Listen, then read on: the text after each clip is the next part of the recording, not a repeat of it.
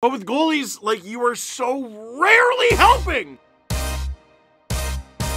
Is it Thursday? Yes, it is! It's the best day of the week. Thursday means it's time for another edition of Steve's Dangits, where we take a look at the biggest dangits from around the NHL over the past week. And we only have 8 teams remaining, well, less actually. For the purposes of this video, there are 8 teams remaining, you know, semifinal and all, which means we have the 8 best teams in the league, which means they're gonna make no mistakes. Oh, sorry, I read my notes wrong. It means they're gonna make more mistakes than usual. Seriously, I can't believe how loaded this week's edition of Dangits is. And we'll start with one of the most unexpected ones.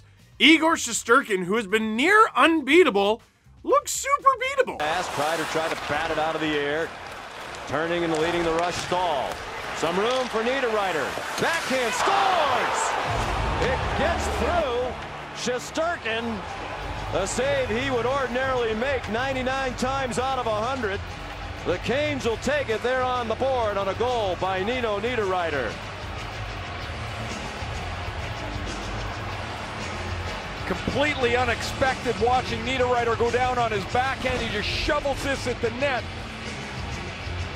There's nothing really dangerous here as he's closed off. This just squeaks between the arm and body of Shesterkin. It's a bad goal for him to give up. Niederreiter gets his 4th of the playoffs, and everything was going right for the Rangers.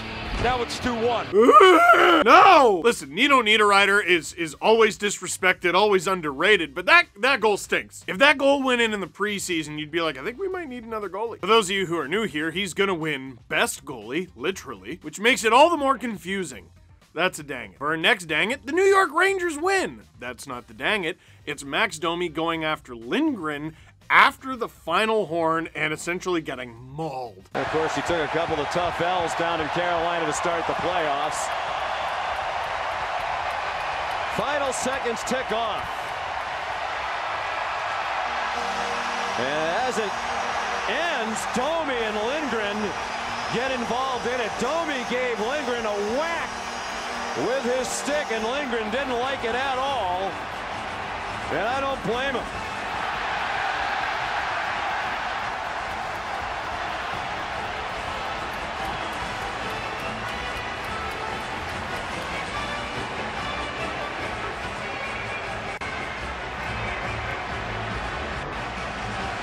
Him credit, he made some changes trying to generate more chances. It worked.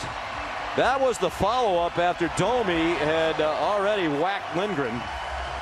Tough to get the L and get fed after the final horn. Mainly, we're just showing you this clip so we can show you Gerard Gallant saying something to Tony DeAngelo. I can't quite read his lips. What do you think he said? Wow, Gerard Gallant still barking at that gesture. I think he really feels that DeAngelo had too much to say. I think he might have said, no, I don't know. Well, I guess we'll never know.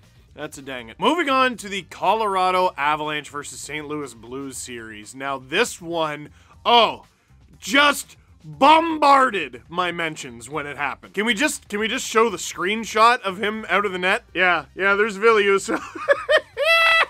But don't worry, the footage of how he got to that screenshot is even better. Take a look. Forward.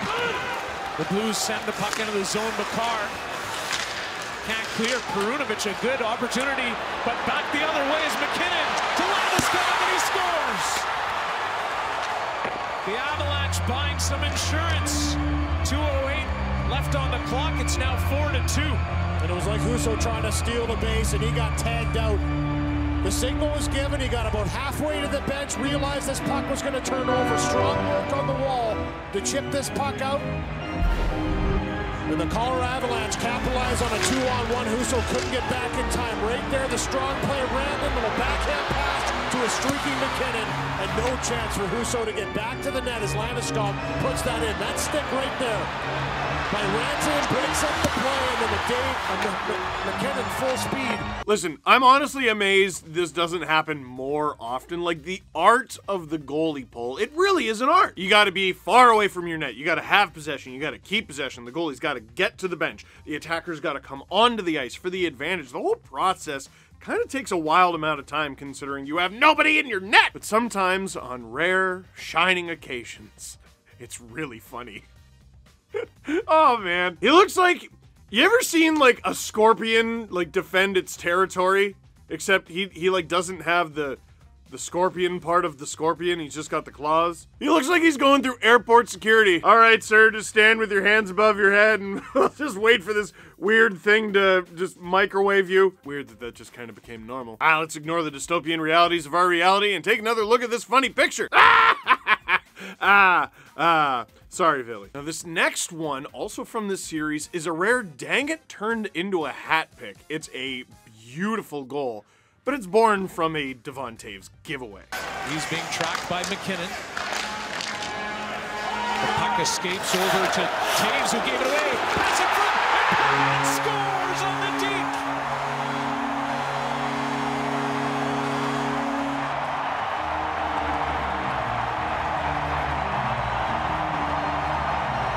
David Perron continuing his red-hot playoffs. That's his 8th of the postseason. Yeah, calm, cool, and collective this morning. In his press conference, he was also the same way after game 1 and said, listen, we understand what we're up against. Look at the work by Ryan O'Reilly on the wall, though. Battles a couple Avalanche, chips it down low. Buchnevich with a perfect little pass. No look, he knows exactly where David Perron is funneling to the net. And just the quick hands of Perron to try not to do too much, brings it to the backhand.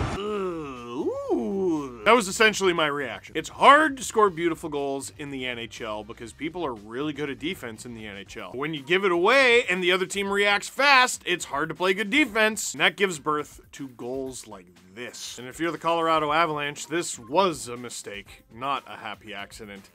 That's a dang it. For our next dang it, hey, did you hear the St. Louis Blues don't like Nazem Kadri? Yeah, they were pretty mad. Nazem Kadri and Calle Rosen, Nazem Kadri of the Colorado Avalanche, Calle Rosen, who was traded to the Avalanche with Kadri and is now on the Blues, they collide with Jordan Bennington, injuring him and taking him out of the series. Now, the usual thing happens. Kadri's team says it wasn't on purpose. The team who it happened to says it was. It was ultimately decided that it wasn't on purpose, and it wasn't Kadri's fault, so there was no supplemental discipline. And let's be honest, the NHL Department of Player Safety doesn't have the most sterling reputation, especially this year and especially in these playoffs, but it's not like they ever give Nazem Kadri the benefit of the doubt. If he does something worthy of suspension, they'll suspend him. For most players, I would say even in the playoffs, but for Kadri, I would say especially in the playoffs. That's how you know this wasn't a suspension. Well, the Blues were pretty upset about that. So the following game, in Game 4, the Avalanche are kind of running the Blues show. They're outscoring them, they're grossly outshooting them,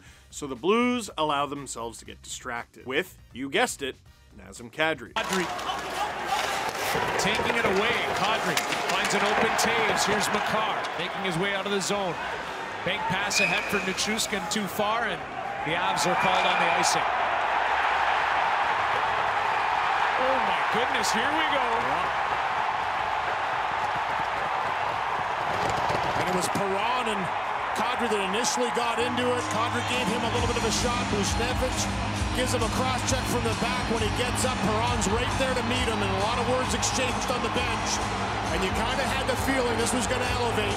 David Perron boils over here. The initial penalty was going to be to Buchnevich for the cross-check on Kadri. We'll see what they figure out afterwards. I think both Perron and Kadri will go to the box. And here it is right here as they were coming back.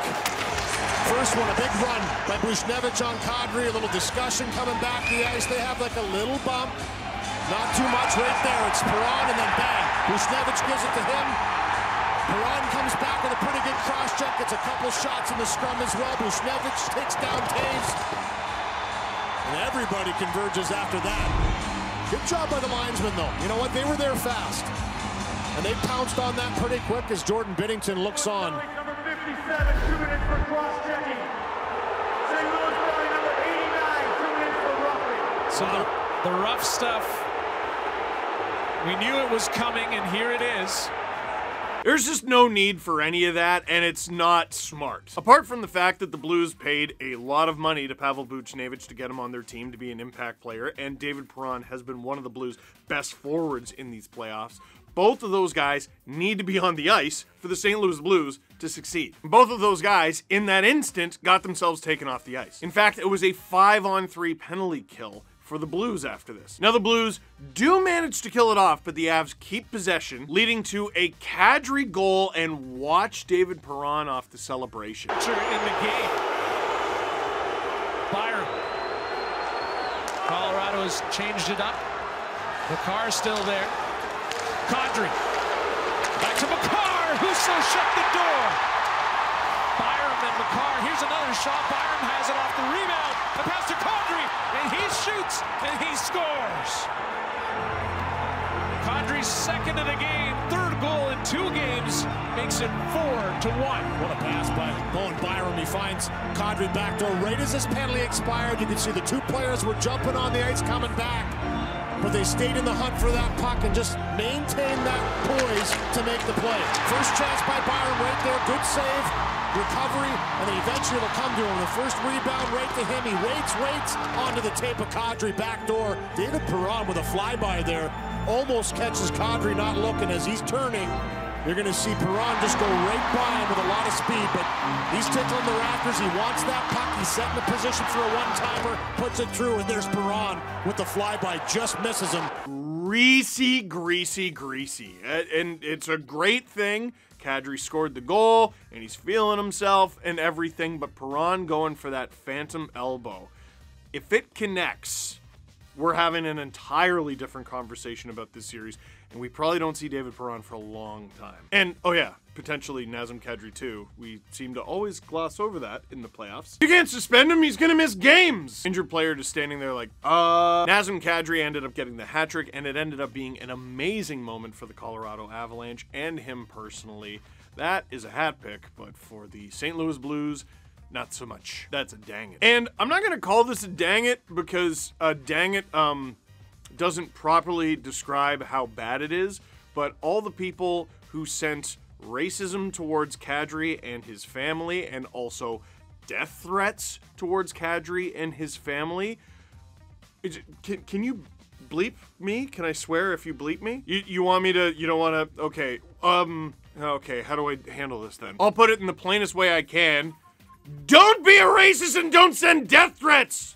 What's wrong with you? Moving on, producer Drew, there seems to be a problem with this dang it's list. No, it's good. It's just I didn't see on the list Avalanche have a chance to close out the series, and then they blow a 3-goal lead, and then Nathan MacKinnon scores the best goal of his career, and then they blow that again and lose in overtime. That's not on the list? No? It's what do you mean you're editing something terrible over my face? Well, how else is everyone gonna know that the Avalanche blew a 3-goal lead in a game where they could have secured a playoff win? That's the sort of thing that you hear about for 9 straight years. I know from experience. Oh, we don't do that? We don't do that. Guys, we don't do that. That's a dang it. Moving on to the Battle of Florida, and it was a rather short-lived battle. Actually, that's not true. It was a 4-game battle. It was just 4 games that took a long time. And I'm not talking a long time in the Columbus style of long time with an 8-period game. I'm talking about Alex Killorn scores a goal that is waved off after a 9-minute review. Big Paul up through center. Flips it into the corner. Andre Palat goes after it. Bumped on the play by Sherrod. Killorn trying to dig it out. Comes to the point for Sergachev. Looks to the net. Scores! Sergachev fired it home!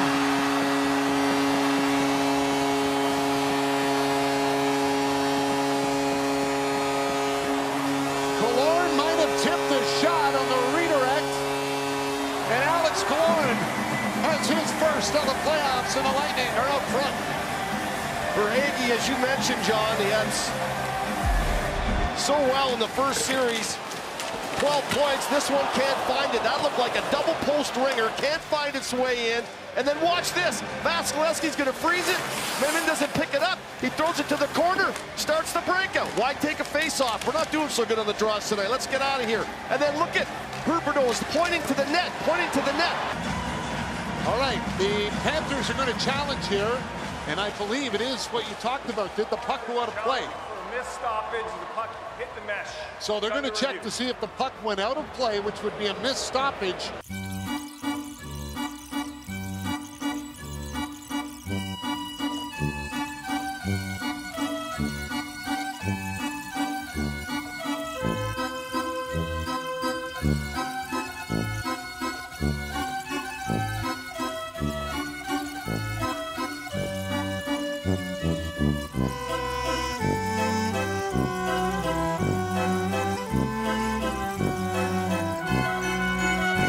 Montreal Canadiens from 1976 to 80 have 13 consecutive series wins. Here's a super zoom again.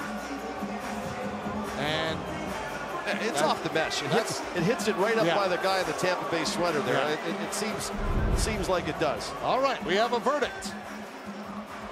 Steve After Kazar. review, the puck does leave the playing surface. We have no goal. There we go.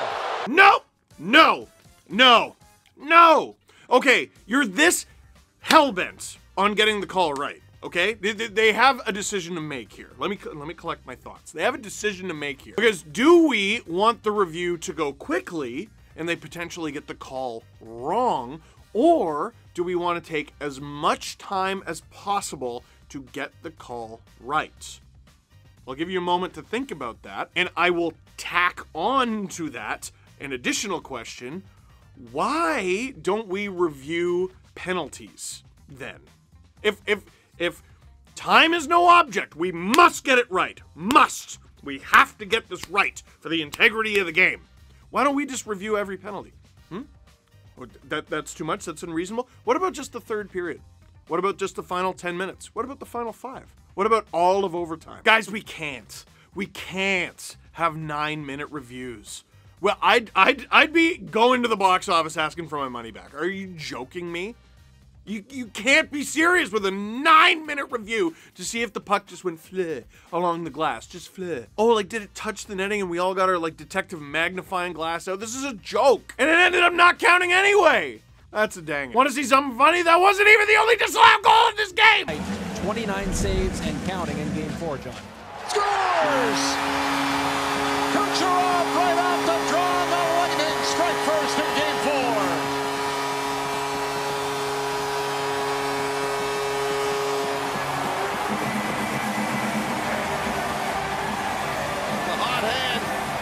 Kucherov, I mentioned the face-offs were 56% in favor of Florida in the first period, and right here, Chiarelli's going to battle his back, and he shoves it through his legs on the second try. Watch right here. Does he use his glove? We'll have to have a closer look, but this goes right to Kucherov. Watch right here. Is that his glove? I'm not sure if that's glove. They're going to have a look at this as well as Kucherov rips this home. Top of the first one, and his top hand comes through, and right there, I thought maybe he got it with the middle of his shaft, but he didn't. I think he got it with his glove. I think you'll see his fingers touch it on his right hand. Oh, yeah. Yep. And unfortunately for the fans and the energy of this game, this is really tough when you have two plays go back-to-back within a matter of minutes. There's the swipe, and then boom, the glove pushes it back. And I'm certain this one's coming back. There's just no way. Yeah, minute 48 seconds later, and this one. And they're already off the headset, so this one much faster. And once again, here's Steve Kazar. After review, the puck was glove hand pass to his player. Therefore, we have a missed stoppage, no goal. That's the double-edged sword. And people that are watching, they're not quite understanding how it happened because it's off a face-off. They don't see the hand pass. So, all right, there was a hand pass off of a face-off leading to a goal, and that goal got called back. You can't have that goal because there was a hand pass off the face-off. What is that? That's if they missed the hand pass. Oh, they missed calling something. Okay, so let's add to the list of things we can review, huh? You're allowed to review goaltender interference. You're allowed to review offsides. You're allowed to review if the puck just went fleh along the netting on the glass. You're allowed to review hand passes off a draw that leads to a goal. Penalties? No way. Absolutely not. That's demanding too much. Ah! Ah! Do you make it make sense? Someone make it make sense. And this one didn't count either, by the way. There is no point cheering for a goal that is scored in the National Hockey League. Sorry, everyone trying to get into the sport, but there's no point. That's a dang it. Hilariously, this is the one that ends up counting. Long stick. I don't know if that's not a breakaway for Florida. What a great defensive play by Hedman. Hedman will roll it back into the Florida zone. Out of the net comes Bobrovsky. Swipes it in the corner as Rieger will knock it up for Joe Thornton. Got it to the point. Bogosian kept it in. Throws it on there. Oh, it's bouncing. Puck, it's in the net. They score! Maroon touched the glass.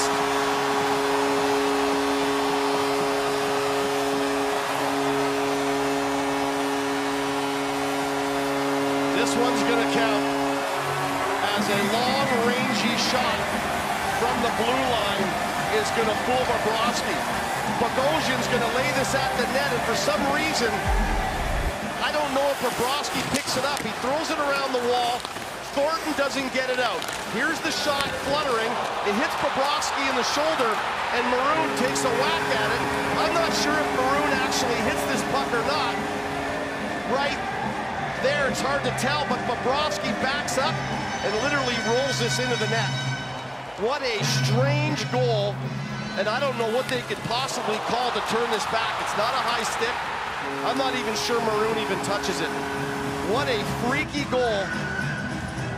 Yeah, he might have banged it down. I think he does, and that's what they were looking at. Did he touch it with a high stick? And Bobrovsky never does actually touch it. He just can't locate it. I thought maybe as he backed up, the back of his skate might have knocked it in. It's calamity. It bounces into the air. Sergei Bobrovsky has no idea where it is. Patrick Maroon almost prevents himself from scoring by somehow batting the puck out of air. It bounces and goes further away from the intended target, only to hit the bum of the goalie and go in. It's such a ridiculous sport, but I love it. But the rules ruin it, but I love it. But anyway, that's a dang it. Speaking of dang it's the last one for the series. I did mention that the Florida Panthers were swept. They were the top offensive team. They were the top scoring team in the National Hockey League this season, and they were held to just 3 goals in 4 games. It's not that the Lightning blew them out of the water, but the Florida Panthers definitely lost a battle when it came to the little things. Like, for example, not completely abandoning the front of the net with less than 5 seconds left to play. Laid down in the corner, forcing up the boards. Kucherov trying to find it. At the point, kept in. Kucherov back to the net, center in front, scores! Colton with 9/10 of a second left puts it under the bar and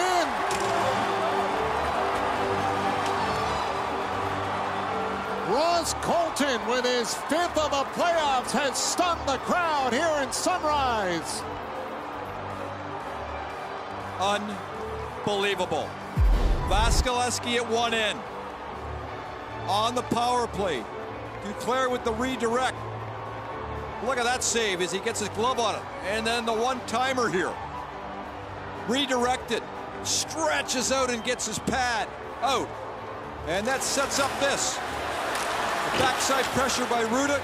Gets the puck down low. And how about that pass for Kucherov? Are you kidding me?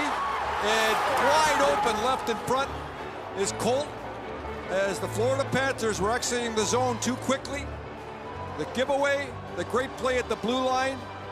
And the chase by both defensemen behind the net.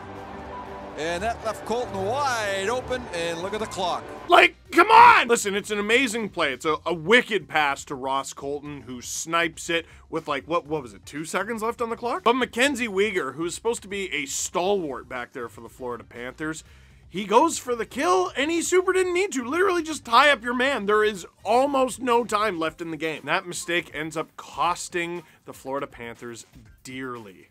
That's a dang it. Lastly, and oh, this one had us busy, the Battle of Alberta. And in Game 2, Edmonton would have to take on their fiercest rival. And no, I am not talking about the Calgary Flames. I am talking about winning a goal review of any kind. Flames winger, the Shillington shot blocked by Hyman, who will try and get by him. And here's Zach Hyman with the lane. In centers, back it comes, bouncing puck.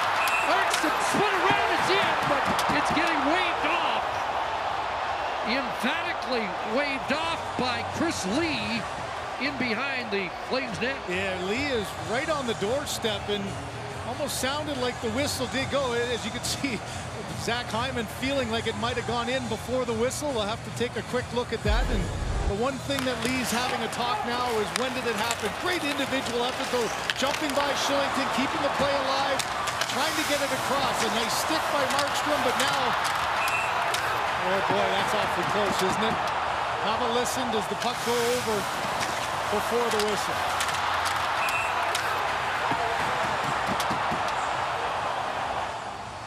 And so often with these, Chris, it's the referee can designate that he was in the process of blowing the whistle. Intent of blowing. And at times you don't even get to look at it. It does look like they're having a good conversation with the situation room to make sure that puck didn't go over before the whistle sounded. Well, if you're Jay Woodcroft, you know, here you go again. You get down by 2, but one thing that took a while to get in game 1 was a little bit of a spark in life offensively for the Oilers, but here they've been able to rally back. Quick response here from the officials. Viewing the play on the stands, we have no goal. Oilers fans, allow me. So you're telling me the Kessler goal in 2017 counts, and this one, no way. Listen, I get it. That's a dang it. For our next dang it, Milan Lucic mistakes Mike Smith for Ryan Miller. Oilers as Lucic backhands it in, and Mike Smith is knocked down by Lucic, and that will draw the obvious response. I was just going to say, looking at this shift and who was on the ice, that in a 4-0 game, this is typically when something happens. It has historically. Well, we had controversy last night when Kadri was at least bumped into Jordan Binnington. This was clear cut without any. And now you got Zadorov and Cassian squaring off. Smith still trying to look up and look down and go after Lucic.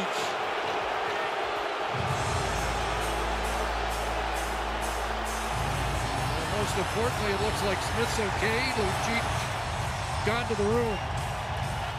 Well, it's been 31 years since you've had the battle, and it's 31 plus years ago. This kind of stuff happened all the time, but here's Lucic. Does he try to hold up a little stop, and he just follows through right on it. And no play for Mike Smith is you see the arm up immediately, and that's one that you just hope Smith is up. He's got his gear back on after the tussle afterwards.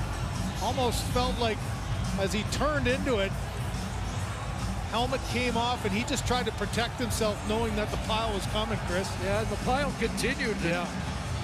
You hate seeing skates go flying around, and wisely as the helmet came off, he just made sure he wasn't looking for retaliation, looking for protection.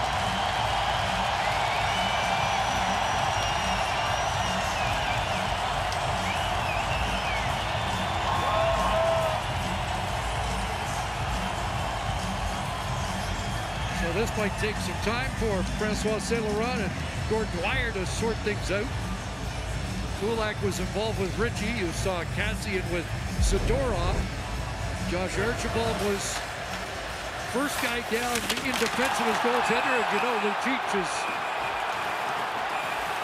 #1 on that penalty hit parade. And you know Lucic knows that Smith's going to play it, so it's not a question of not being accustomed to a goaltender who's coming out to play it.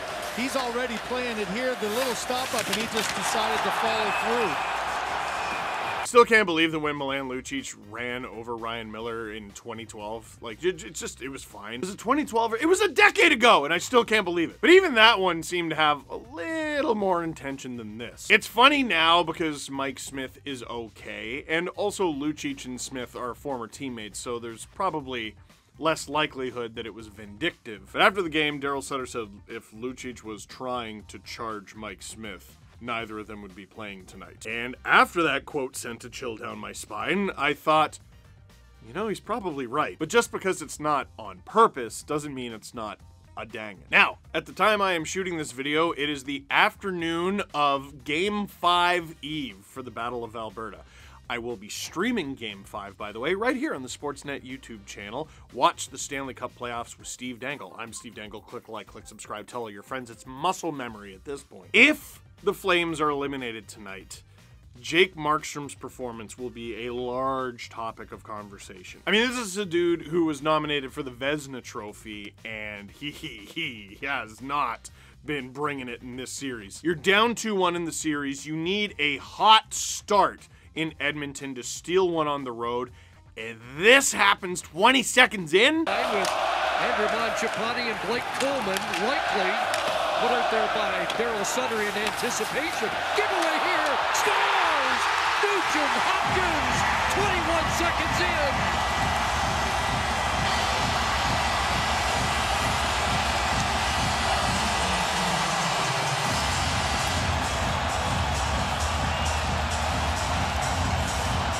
Well, this place has been lit up from the beginning. The fans anticipating a big game.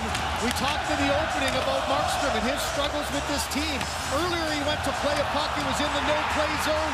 That time, I'm not sure where he was going there. Does it take a bad bounce? Yes, it does. Look at his defenseman, Noah Hannafin, in the corner, expecting that one. The only one there to take it is Ryan Nugent-Hopkins. Yes, Daryl, settle things down. You know bad things are going to happen. But you go back to game one, it was 26 seconds in that the Calgary Flames took a 1-0 lead here. How many times? Can we send him a shirt? Oh, you're mad at me for the Colorado stuff? Can someone send him a shirt? If you're a goaltender, tend the goal! It's bad enough with dudes like Mike Smith dangling through the trapezoid, which is hilarious, and we're gonna show that in just a minute. But with goalies, like, you are so rarely helping. Every now and then, you know, there's the Mike Smith had a really nice assist this year, Igor Shesterkin as well. But my anecdotal evidence suggests that goalies get far more assists on their opponent's goals than their teammates. Here's an example. And Calgary was chasing the game for the rest of the night because this is where they started. They basically start the game down 1-0. That's a dang it. Now, of course, the Flames would not remain down 1-0. They would actually get down 3-0. But 3-1. Ooh. 3-2. Ooh. Can they tie it up? Take it away. Well, Mike Smith almost played it in the no-play zone there. He got caught. The puck just slid far enough that he was able to get it out. That was a... Oh, scores from long range! And Calgary's tied it in the most unlikely fashion. Well, how about that sequence? You've got a glorious save on the power play by Markstrom to rob Draisaitl from making this a 2-goal game. McDavid just curling around, buying time. And how about this pad save? Coming across, got his pad out there quickly. The rebound cleared out from Hannafin. And then a missed play by Smith and a long shot that Smith unable to gather. What a play by Anderson. You know, just a hard shot that you could see the reaction. He never even saw it until it was gone by him. You know what? Sometimes you are tending the goal, and even that's not enough. Can I put together a little advertisement? Advertisement? What are we going with? Advertisement for Watch the Stanley Cup Playoffs with Steve Dangle. I was watching live. I was streaming live when this play happened. Now, I'm going to tell you what I always tell the audience when we're watching live. I cannot hear the game. I don't get to hear the crowd. I don't get to hear the broadcast. That's why you get my authentic, genuine reaction, and I'm not just repeating what the broadcast says. Which made the goal so much more confusing, and you can see why. Mike Smith plays it through the trapezoid. Hilarious. Flames clear it. Did that go in? What? No! You're joking! The Flames just tied it? You're joking! What happened? What on earth happened? I gotta see the replay. I don't think the camera was even on. There's that spectacular save from Markstrom, and then what happened here? Whack! Oh my gosh! Smith had no idea it was even coming. What a play by Anderson. You know, just Anderson with a Hail Mary shot. Hockey is the best. What? Now, Oilers fans, you can laugh about it now because you ended up coming back to win. In fact, it was Ryan Nugent-Hopkins who had the first goal of the game and the game winner. Ooh. Mike Smith better be buying him a real nice meal. That was a dang it. So, what'd you think of this week's edition of Steve's Dang It's meaty, hearty meal, this one? Did we miss any? Let us know in the comment box down below. I can think of one that we missed there, Drew. But for now, that is it for this one. Thank you very much for watching. Click like if you like this video. Click subscribe if you really like to. Tell all your friends. Game 5 of Watch the Stanley Cup Playoffs. Watch the Battle of Alberta with Steve Dangle tonight here live on the Sportsnet channel, Sportsnet YouTube channel. And if you want a little Sportsnet merch, shop sportsnet.store. We got lots of new stuff, lots of me new stuff, lots of 32 Thoughts new stuff, lots of new stuff. Check it out.